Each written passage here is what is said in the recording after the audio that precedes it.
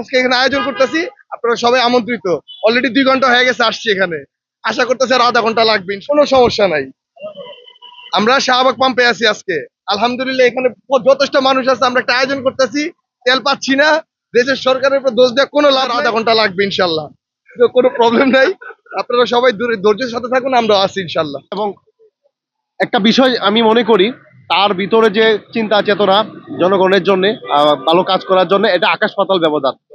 আমি মনে করি যে কিছু মানুষ আছে, যেমন যোগাযোগ মন্ত্রী আছে এবং বর্তমানে জ্বালানি মন্ত্রী এদেরকে আসলে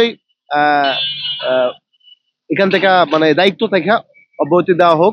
যারা আসলে মাঠে কাজ করে, প্রকৃতপক্ষেই প্রত্যেকটা পাম্পে যায় বা বাস্তবমুখী মানুষ, যারা যারা জনগণ সম্পর্কে সচেতন এবং কার্যক্রম সম্পর্কে সচেতন, এবং যারা আসলে পরিবেশটা বাস্তবটা আসলে সবকিছু নিয়ে যে কাজ করতে পারবে, তাকে দায়িত্ব দেওয়া হোক। এইভাবে 2 কিলোমিটার পর্যন্ত শুধু বাইকের সিরিয়াল, তেলের সিরিয়াল, তেল নাই, 200 টাকার তেল দেয়, তাও দেয় না।